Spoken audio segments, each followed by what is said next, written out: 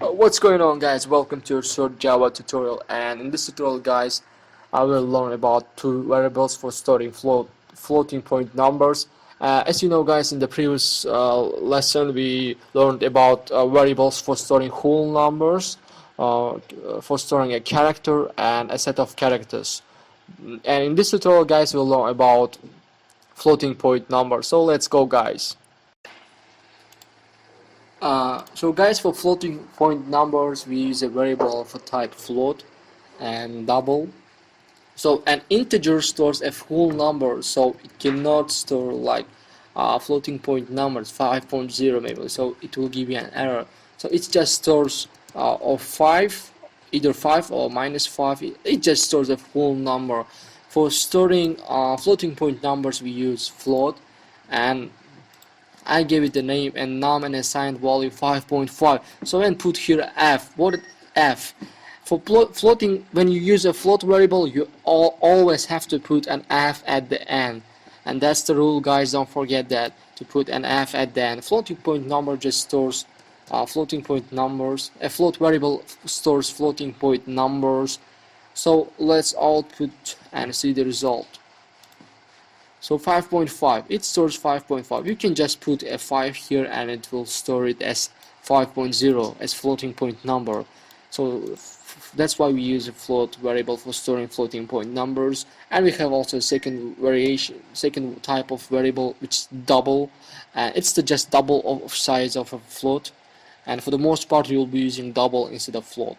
In a double you don't have to put anything at the end. You just give it the name num2 and assign a value like maybe 10.5, and let's output the result, guys, and see what will happen. So 10.5, and you can also, guys, you can do some maths like adding, subtracting. So let's add num2 with num1, and we add that with a plus sign.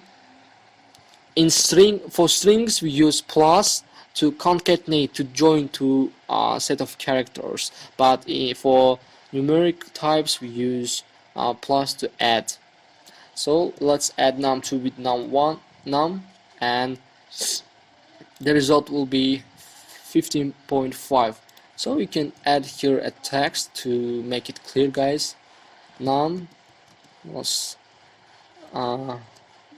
num2 equals, and look at these, guys. Num plus num2, it's inside double quotes, which are strings. So I've just added plus after that quote to join them, to make them join.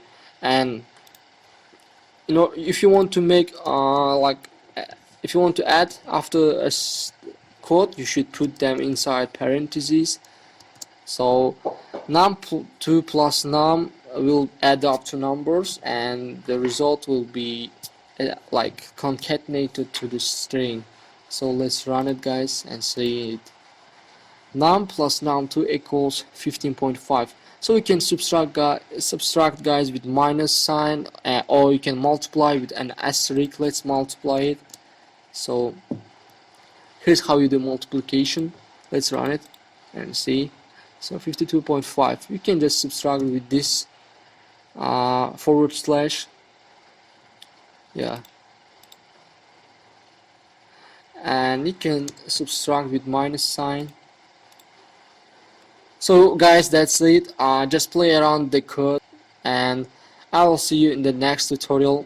Don't forget to subscribe to my channel if you haven't subscribed yet, and I'll see you in the next tutorial.